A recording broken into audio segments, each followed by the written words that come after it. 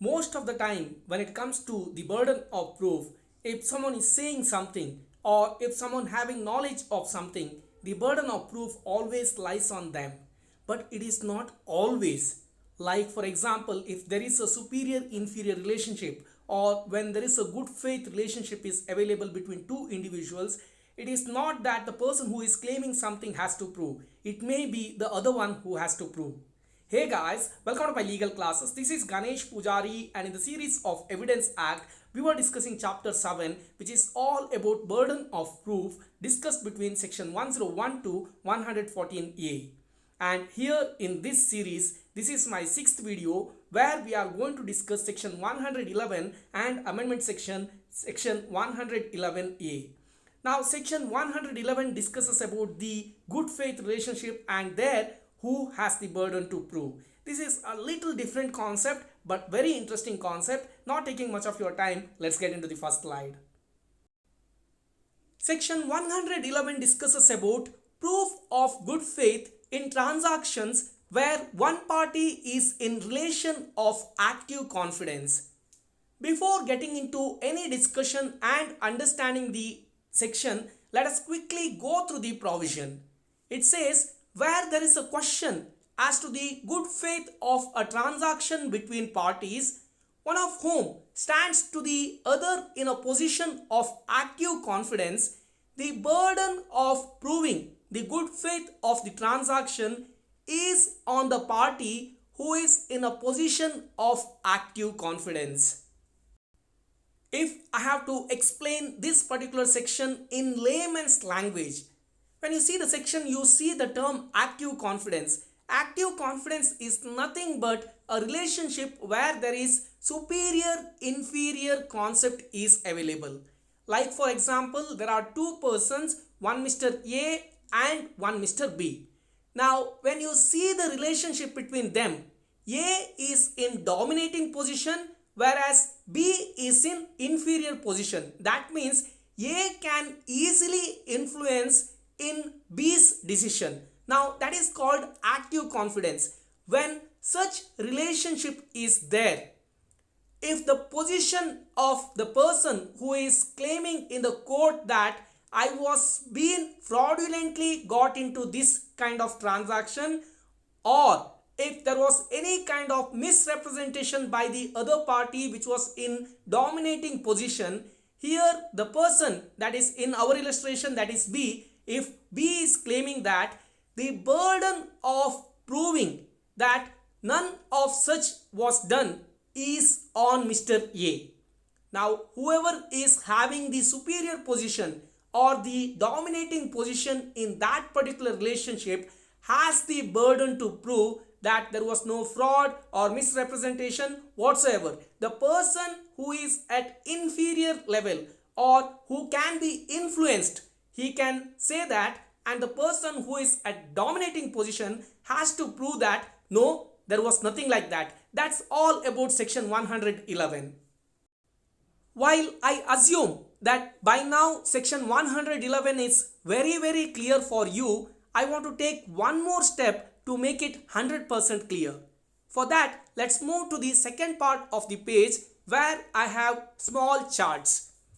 Now here in this chart, you can see relationship between two individuals. In each of them, there are two parties, one having dominating position, the other one the inferior position or the party which can be influenced. The dominating party is indicated with green box, whereas the other party which is vulnerable is in red box.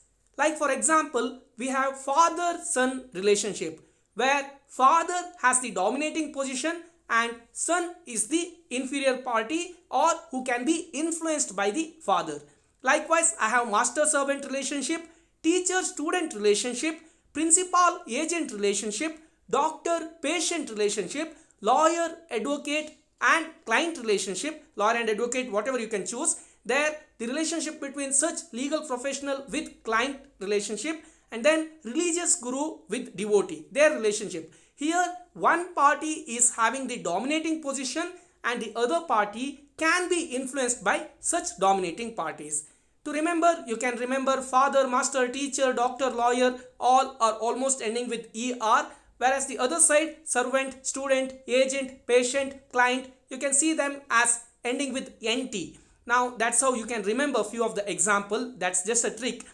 Now here what happens, if the inferior party like son, servant, student, agent, patient, client, devotee, etc., whoever is the inferior party, vulnerable party, or who can be influenced by others, this party if makes a statement in the court, the burden of proving that the statement made by such party is not right is on the dominating party. Now the dominating party has to prove that no, there was no such fraud or misrepresentation, whatever is told by the inferior party was available. This burden is always on the group which is given in the green box. That's what we need to remember when it comes to section 111. Here we have discussed lot of relationships, and one such relationship is discussed under illustration B, that is father and son. Now when the good faith of a sale by a son just come of age to a father is in question, is a suit brought by the son, the burden of proving the good faith of the transaction is on the father. Here one very important aspect when it comes to father and son that you always need to remember is at what age they are bringing the suit. Now for example, if father is quite mid-aged whereas son is very young, here what happens, the mid-aged father can definitely influence the son who is very young. Whereas if son is mid-aged and father is old, here what happens, son can influence the father. We have to always see the dynamics there. Who has the influencing position? Especially when it comes to father and son, we need to see the age also. That is one other aspect we need to remember. And here in the illustration, the son who has brought the suit has just come of age. That means he is quite young. In this case, father has the burden to prove that he has not misused the good faith that his son has on him. The burden of proving here is on father, while such statement is made by son, whereas the burden of proving is going on the father. That's what we need to remember. And the last part, the case law as far as section 111 that you can refer is Shioma versus Abdur Rahman. Here what happened, there was a document to which a blind lady has signed, that is Shioma.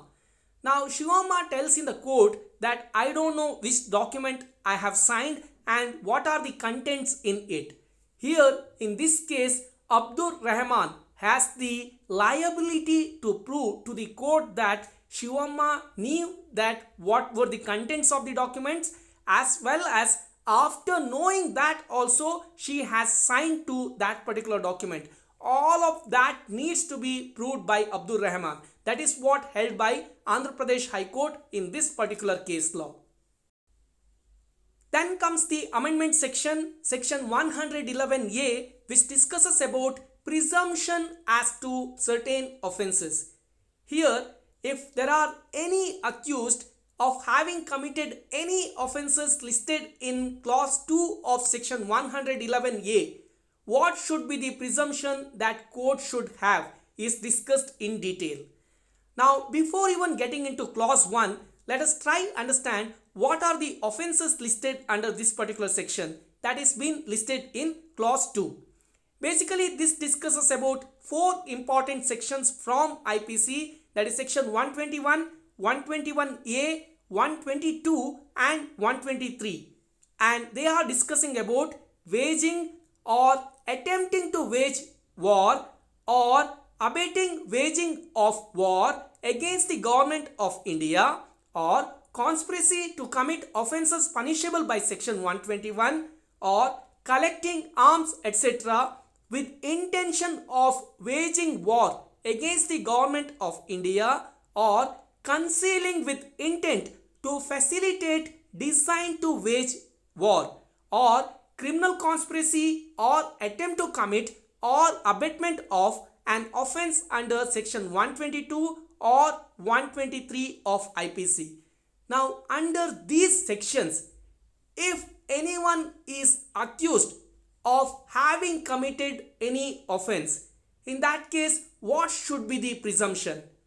Now, before going to the presumption, section 1, clause A and B are also giving clear idea on what are the other circumstances that we need to consider, and I will quickly read through subclause A and B under clause 1.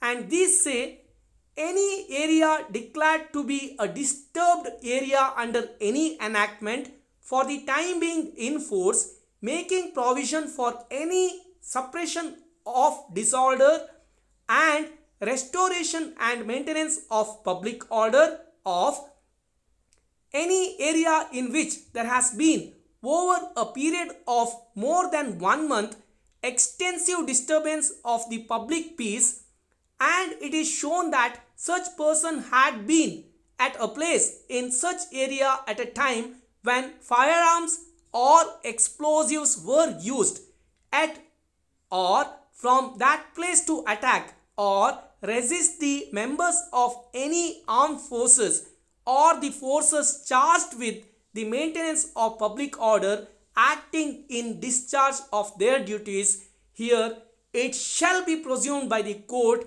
unless the contrary is shown that such person had committed such offense. Now that's about section 111A.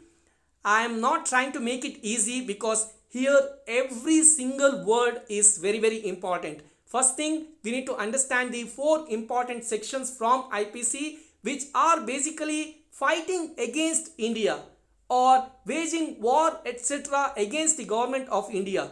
Here if that is done and if there is any attempt to disturb the public peace etc., and then if somebody stayed in that area and they were involved in any kind of firearms or explosive collection, distribution etc., and if they disturbed any of that authority which is authorized by government of India to control such scenario, in all such cases the accused shall be presumed by the court that such person had committed such offense. That's about section 111A. Lumix, why do you keep doing this to me? First I was poked at a pack of toxic mucus.